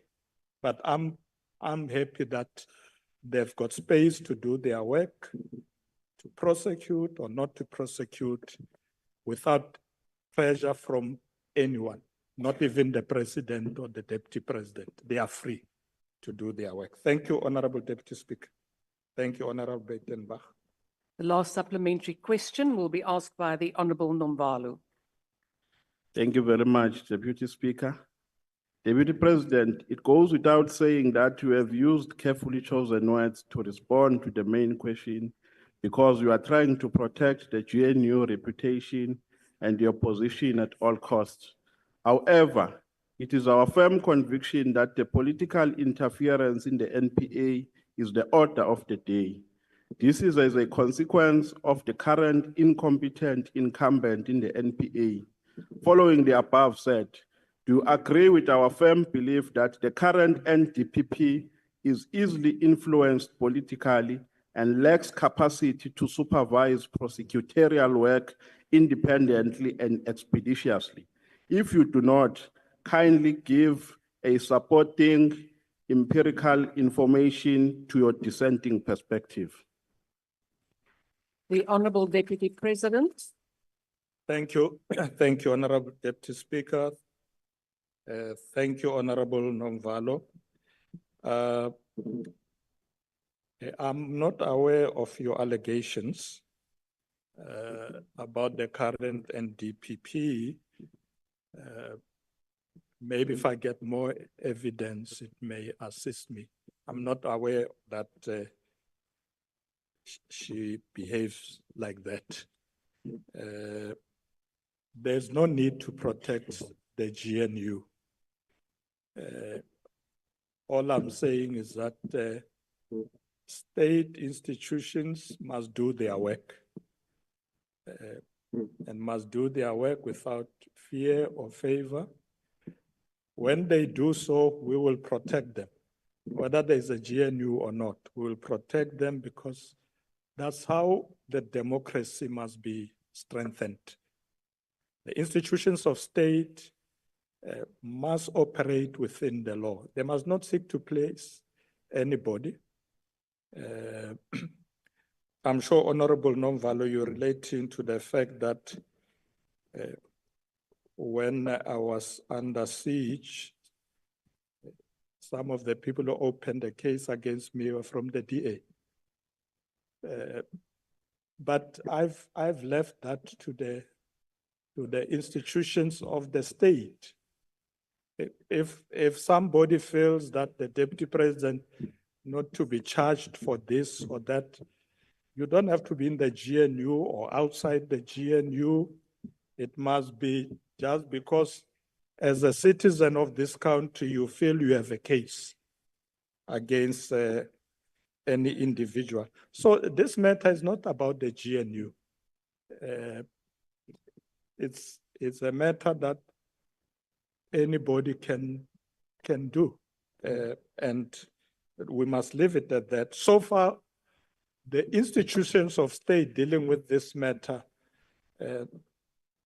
are dealing with it, and they must be left to deal with these matters, decide on their own what to do. They must not be influenced by us, politicians. We as a GNU must focus on what we have been established for, is to serve the people of South Africa. That's what we must do. We must work together. We've got a statement of intent, and we must make sure that the priority is to grow the economy, create jobs, build a capable and ethical developmental state, and deal with the challenges people are facing, challenges of service delivery, of a high cost of living, and so on. That's what we must focus on, and that's where I'm focusing. Ezinye eziningi sizozibona. Thank you, Deputy Speaker. Thank you. Thank you, Honourable Deputy President. The last question has been asked by the Honourable Hadebe. The question is about urgent measures the Deputy President, as Chairperson of the Justice, Crime Prevention and Security Committee, has implemented to strengthen the prosecution and conviction rates of gender-based violence perpetrators, particularly in cases involving systemic failures in evidence gathering and witness protection in light of the ongoing GBV crisis and recent high-profile cases such as the acquittal of Pastor Timothy Omotoso and the rape of a 7-year-old girl in Matatiele. The Honourable Deputy President. Thank you, Honourable Deputy Speaker.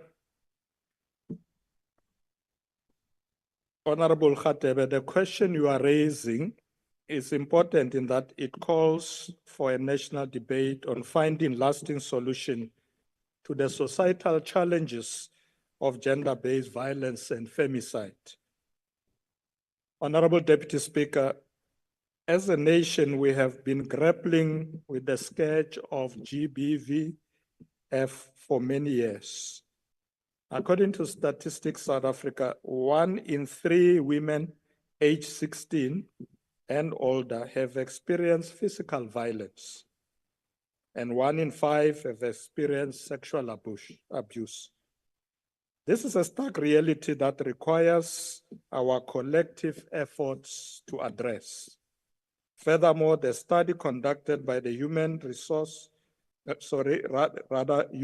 Sciences Research Council, HSRC, whose part the report was handed over to the Department of Women, Youth, Persons with Disability on the 18th of November last year, reveals the following: that 33.1% of all women aged 18 years and older had experienced physical violence in their lifetime.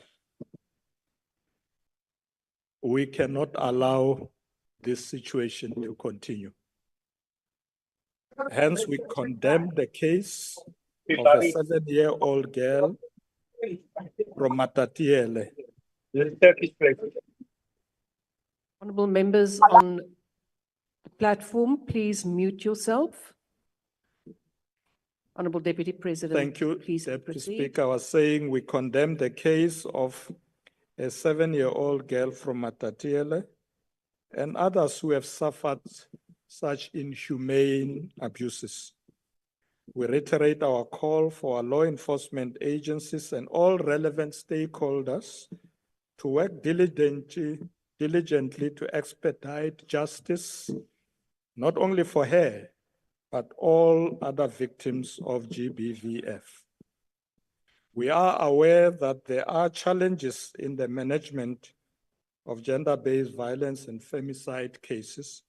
In this regard, the National Prosecuting Authority has adopted a victim-centered approach when dealing with cases of GBVF. This includes the establishment of the Sexual Offences and Community Affairs Unit within the NPA to ensure optimal management of GBVF matters while focusing on best practices and training. This unit offers mandated training sessions on sexual offenses, child justice, domestic violence, maintenance, trafficking in persons, as well as GBVF module to all prosecutors. The Sexual Offences and Community Affairs also introduced the Tutuzela Care Center model that seeks to strengthen the existing responses, care, and support services as offered by the state and civil society. Through this model, the NPA has witnessed a considerable increase in the GBV conviction rate. However, much more still needs to be done. Over the past few weeks, we have regrettably witnessed the acquittal of Mr. Timothy Omotoso in a trial that lasted over 8 years. Among other shortfalls, this judgment has demonstrated a need for the government to strengthen existing mechanisms to deal with cases of gender-based violence, which include evidence gathering and witness protection. Thus, the Eastern Cape DPP is weighing an appeal and an external team to probe the prosecutor's actions. Madam Deputy Speaker, the Department of Women, Youth and Persons with Disabilities is also an important player in monitoring, coordinating, and lobbying for systematic accountability and change. To address these systemic failures, this department, in collaboration with others or other relevant stakeholders, is implementing a number of initiatives to track and monitor responses on gender-based violence and femicide cases. In conclusion, to this end, Deputy Speaker, I have already met with the Ministry of Women, Youth and Persons with Disabilities in my capacity as chair of the Cabinet Committee on Justice, Crime Prevention and Security, JCPS, with the aim to strengthening inter-ministerial accountability and response to address gender-based violence and femicide pandemic cases. With those few words, thank you very much, Deputy Speaker, and thank you to Honorable Hadebe for the question. The first supplementary question will be asked by the Honorable Hadebe. Thank you, Honorable Deputy Speaker. Honorable Deputy President, what specific capacity building support, including human resources, investigative training, technological tools, and budgetary allocations has been extended to the NPA and other relevant law enforcement or justice institutions to enhance their ability to secure successful prosecutions and convictions of gender-based violence perpetrators, particularly in light of the systemic failures identified in evidence collection and witness protection. Thank you. The Honourable Deputy President. Thank you very much, Honorable Deputy Speaker. Thank you, Honorable Khatib. The President has last year, if we all recall, signed the National Council of GBF bill because this is a critical statutory body that will help them to be able to deal with these challenges. Also, amongst other things, the National Council on Gender-Based Violence and Femicide Act is in place to be able to assist us deal with issues of gender-based violence. I'm not sure of, if I would recall the amount that has been given for this work, but the last figure I had was an amount of 21 billion rand that has been allocated in the medium term, MTF, to capacitate this work. I'll not be sure whether that is enough. We will look into that. But the Department of Women, Youth and Persons with Disabilities is working closely to ensure that, as Honorable Khatib was saying, is there evidence-based monitoring system? Yes, that has been put in place to track these cases and a lot of other initiatives that they are currently dealing with that I may not have all the information about them. The survivor-centric reforms are also being implemented. So there's a lot of work that is happening. We probably need to do more because gender-based violence is serious in our country. But as I said earlier, a week or two ago, I had a meeting with the Minister of Women, Youth and People with Disabilities, and we were focusing on how we improve our work on this particular matter. Thank you very much, Honorable Deputy Speaker. Thank you, Honorable Khatib. The second supplementary question will be asked by the Honourable Nalumangu.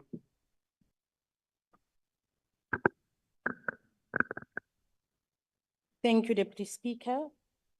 Honourable Deputy President, what are the targeted strategies or reforms that are put in place to ensure that socioeconomic status does not influence the fairness and integrity of the justice system, especially when it comes to high-profile cases, in reference to the Omatosa case? The Honourable Deputy President. Thank you very much, Deputy Speaker. Thank you, Honorable Nalumango. A lot of the work that we do is coordinated by the JCPS, as I said earlier. There I work closely with all the security cluster ministers. Minister of Justice is there, Minister of Police, Minister of State Security, and we have tasked the Minister of Justice in particular to ensure that we give priority to these matters of gender-based violence and femicide. So we are taking this problem as a cluster. And when we meet, we also invite the Commissioner of Police and the various generals that are involved in that regard. So I'm confident that that approach is quite helpful to be able to deal decisively with this question, including, of course, as I said earlier, working with other stakeholders outside of government, like your Betterment for Tomorrow and other such stakeholders. When we deal with other stakeholders in SANAC, we also deal with this problem. So we are dealing with a number of programs. We link up with provinces, and also through the DDM approach, we also link up with local government on this matter of dealing with gender-based violence. So I'm quite happy that the coordination that we're doing through JCPS will yield results. Thank you, Honorable Nolumang. Thank you, Deputy Speaker. The third supplementary question will be asked by the Honorable Khanyile. Thank you, Honorable Deputy Speaker. Deputy President, what is your plan to ensure that rural victims of gender-based violence receive the same access to psychosocial services as victims of gender-based violence in urban areas, taking into cognizance that gender-based violence is highly underreported in rural districts? Thank you. The Honorable Deputy President. Thank you, Honorable Deputy Speaker. The rural areas are always our challenge in this regard because, Honorable Khanyile, some of the difficulties is the availability of institutions nearer where they are. That's the reality of the situation. Whereas in the townships, you have a lot of police stations and clinics nearby. Often in the rural areas, it's a bit of a challenge. But what we have done now through the DDM approach that the President has established, we are reaching out now into those areas as well. We do outreach programs now together with ministers. We go out to provinces, we meet with the premiers and the MECs, and we go and meet with executive mayors, councillors to reach out to those rural areas. It will take a bit of time for us to get it right there because in some of the areas, people say there's no police station nearby or there's no clinic nearby, and we need to address those challenges. But we will do so because now we are prioritizing rural areas. We're not going to neglect them. And I'm sure when we come back to Parliament next time you ask me a question, we will be able to tell you where else have we gone to those rural areas where there are similar problems. In some of the rural areas, there's a bit of progress because the institutions are there, but in others, they are not there and people have to travel long distances. I was in an area in the Northwest recently, and the people in the community told me that the nearest clinic is 100 kilometers away. So it's quite clear that we need to do something urgent in those areas. In one of the local areas there, they said we don't even have a police station nearby. So rural areas needs urgent attention, but I'm happy that our government presently is giving that attention to rural areas. I'm happy that we will crack that problem. Thank you very much, Honorable Khanyile. Thank you, Deputy Speaker. The last supplementary question will be asked by the Honorable Maimane. Thank you and good afternoon, Deputy President. Deputy President, yesterday, the Northwest Department of Education dismissed a teacher for having allegedly sexual relations with a learner. It then proceeded to online content. I've asked the Minister of Justice how many people are actually in fact on the National Sexual Offences Register. She tells me there are 32,000 and a potential 10,000 more to be included. I think, Deputy President, given the size of the scourge that we're facing on gender-based violence, you would agree with me that the register must be made public. But I want to ask you a more specific question. Do you not believe for headmasters who are employing teachers must gain access to that, vet the teachers?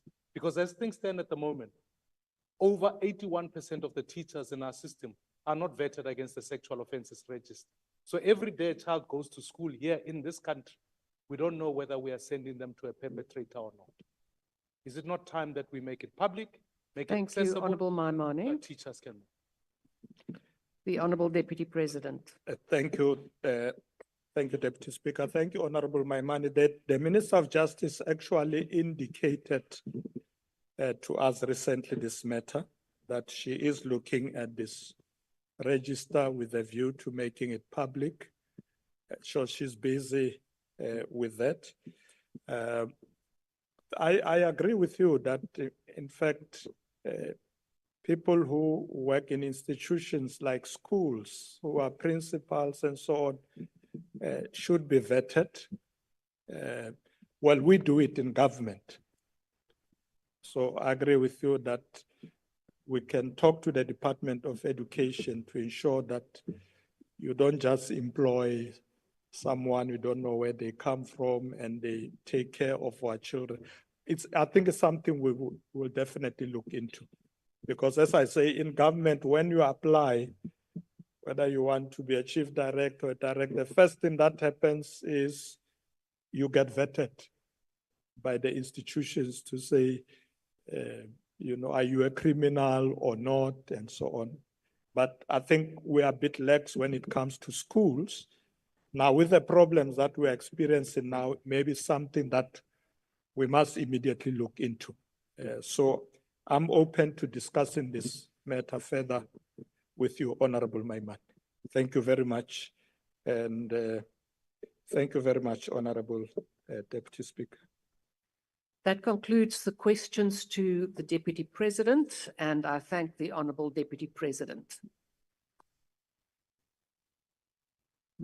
Honourable members, I now request you to stand and wait for the Chair and the Mace to leave the chamber. That concludes the business of the day, and the House is adjourned.